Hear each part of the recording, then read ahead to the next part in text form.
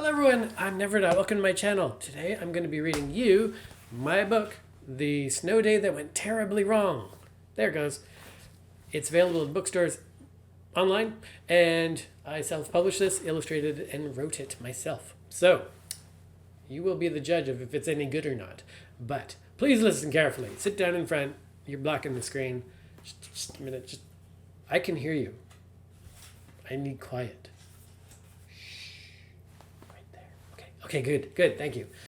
It was a cold winter's morning, dreary and dark, made all the worse by the imminent arrival of the school bus.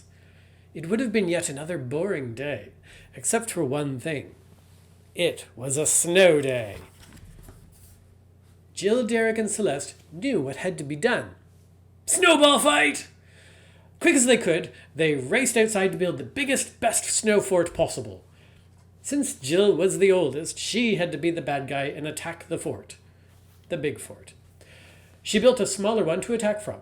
It was only fair since she was so good at throwing snowballs. Derek pelted Jill furiously from his perch atop the hill. He blocked some snowballs with his mittens and others with his face. Meanwhile, Celeste was busy making a snow door in the fort wall. She put a bronze doorknob on it that she had found in the garage. The moment that doorknob settled into the snowy door, it changed. Slowly, the door became solid wood. Jill, Derek, come and see this, cried Celeste excitedly. The three of them gathered round the door, staring in disbelief. Celeste tried knocking on the door. Then suddenly it burst open, and something quite alarming popped out. A carrot knight. I say, who goes there? My name is Sidocus, and I command you to get back, foul thieves. I'll have justice or death. I've come for the dragon of the dark mist forest, said the armored carrot. Then the carrot ran off, which was strange, considering it was a carrot. The three kids stared at each other in shock, then smiled and raced after it. It wasn't every day a carrot in a suit of armor popped out of a magic door to another world that opened in your snow fort. Stop! Came a loud voice above them. It was a rather cross-looking octopus dressed like a wizard. I am Octor, the great and most magical mage. In order to pass, you must each give me one thing of value to you, said the octopus. It's a talking magic octopus, said Derek in amazement. Should we do it? It's so cute, Celeste cooed. Well, I guess I could give it my quartz rock, Jill said. I've got some new gum, Derek considered. I've got my froggy mitten, Celeste suggested. All right, Great Octor, we agree, Jill said. That's fantastic, the octopus said with delight. I'll take from you something of great value, just as promised. He laughed, then waved his staff above them menacingly. Wait, we haven't told you what we have to give you, Derek exclaimed in a panic, but it was too late. From the youngest child I will take the ability to move. With a trip, Celeste suddenly found herself clumsier than a dizzy chicken. From the middle son I will take the ability to hear. Derek immediately found the world a very quiet place. From the eldest daughter I will take the ability to speak. Suddenly Jill found she could only babble incoherently. Before they could do anything, Octor was gone, running away on his 8 wiggly tentacles. Nobody catches the great and mystical Octor, laughed the octopus wizard. What are we going to do? Said Celeste before falling to the ground. What? Said Derek. Envelopes knit frogs, Jill exclaimed. Octor had run away in the same direction the carrot had gone. Their best bet was to follow the tracks. Jill bent down and helped Celeste stand up, then motioned for Derek to follow them. They all looked very worried, but Celeste smiled and said, Don't worry, Jill. We'll catch that octopus and make him change us back. Jill smiled back and said, Yummy styrofoam fish cubes. By following the tracks in the snow, they eventually arrived at an incredible castle, built around a great tree. The drawbridge was open and the tracks led straight inside. Jill looked up and exclaimed, Ringing bees! Derek just stared around, but Celeste followed Jill's gaze and noticed the carrot knight up above on one of the parapets. She smacked Derek on the arm to get him to look up. Seeing them pointing up urgently, he looked and with a gasp grew angry and yelled, "Sidocus! We need your help!" "Ah, great warriors, I have almost cornered the great dragon. Join me in the throne room, and together we will take down the foul beast," said the shining carrot. Celeste, held up by Jill, responded, "Okay, where's the throne room?" Sidocus sighed. "Up the stairs, take a left at the welcome desk, down the hall, elevator up on the 8th floor, then straight until you pass the washrooms. It's the big room on the right by the drinking fountain." With that, he ran off. When they got in, they found the stairs Sidocus had described. At the top was a welcome desk with nice pamphlets and tour guides.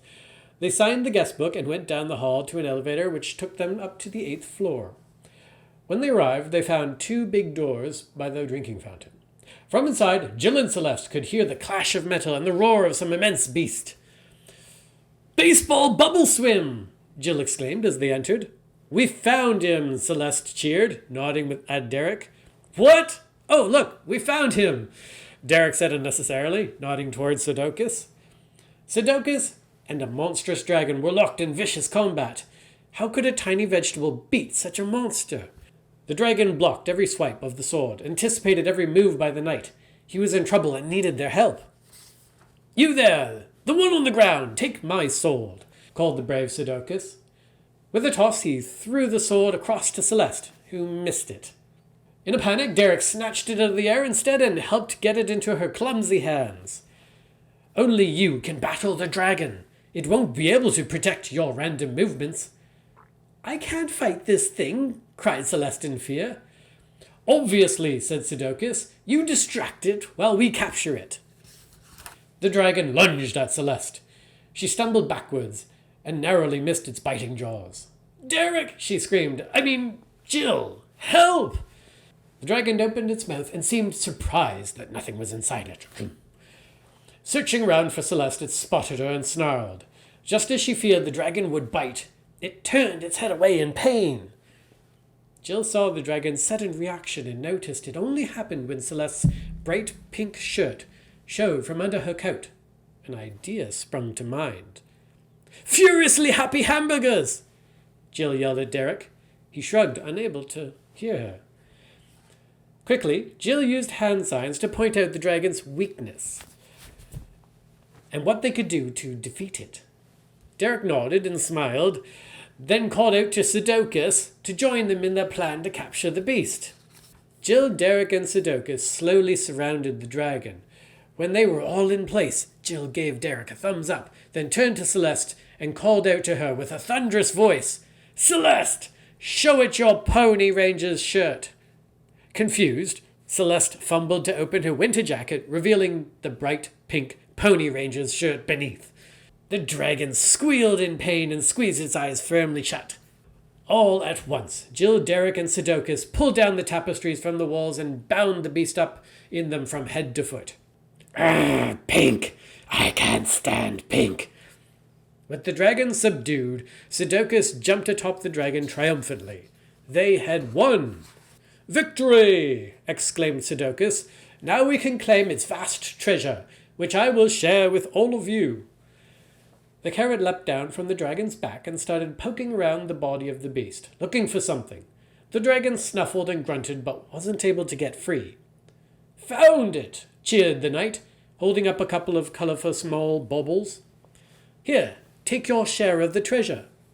"It's just candy," Celeste remarked. "Hey, look, this is just candy," Derek unknowingly repeated. "Rabbits giggle fragrantly," Jill complained. The dragon then shifted its head and turned to face them. "Those are my candies. You always steal them." "You never share," Sidocus remarked to the dragon as he headed out of the throne room. The kids hurried after, as they saw the dragon shifting about under its bindings. With a growl and the sound of fabric tearing, the tapestries ripped apart and the beast was free. "Don't you leave!" roared the dragon. They were in the elevator. The doors were still open as the monster came running towards them. Jill, Celeste, and Derek were terrified. Why couldn't the doors close faster? With a sigh, Sidocus held the elevator door open for the oncoming beast. "Fine, but hurry up, Nip." The dragon, Nip, carefully squeezed into the elevator with them. Thanks, Trevor. It takes forever for the elevator to get back up to this floor again. Jill, Derek, and Celeste stared at each other in disbelief. The dragon wasn't going to eat them? Trevor? The elevator stopped and the doors slid open, revealing a familiar face. Octor! Celeste yelled, spotting the octopus outside. Trevor, it's the guy that gave us so much trouble. Can you help us fight him? Gerald, you actually enchanted them all like this? I thought that's just how they were. I didn't want to say anything to avoid being rude. Change them back, or I'm telling your mum you took a staff without asking. Octor, or rather Gerald, looked dangerously angry. Fine, here it is. Trevor the carrot took the staff from that troublesome octopus and fired it at the kids. You have candies, Gerald exclaimed, spying the leather bag. Those are my candies, Nip muttered, but you can have some. I can walk, Celeste exclaimed. I can talk, Jill cheered. Stop yelling, Derek yelled. Trevor approached the kids apologetically, then said, Sorry for the trouble with Gerald. He's only 5, so makes mistakes sometimes. Want to play with us a bit before we have to go? Celeste was the first to smile. Yeah, it's a snow day. For the rest of the day, until the sun started to set, they fought the most epic snowball fight in the history of the neighborhood. It was the best snow day ever, with their new friends Trevor the brave carrot knight, Gerald the octopus mage, and Nip the candy-hoarding dragon. Eventually it grew dark, and the sound of a mother calling her children home echoed across the yard. We need to get home too, said Trevor the carrot. We'll miss you, said Celeste sadly, giving Trevor a hug. It was so nice playing with you guys, Nip said. Is there any more candy? Gerald asked. The new friends started to head to the door to go home. Can you come back someday? Asked Derek. Yeah, said Nip as he pushed through the small wooden door. Maybe next time we can visit you. That sounds like a great idea, replied Trevor, smiling. They waved their goodbyes, then the door closed. Celeste leant down and pulled out the doorknob, causing the door to turn back into normal snow. Jill, Derek, and Celeste went home and told their parents amazing stories about brave knights, vicious dragons, mystical mages, and the magical curse put on them. None of which was actually true. Was it? Thank you guys for watching my reading of A Snow Day That Went Terribly Wrong. I have 3 other books in this series and more to come. You can buy them online on Amazon, Indigo, and other online stores. Please check me out. Please support independent artists, and I will see you guys next time.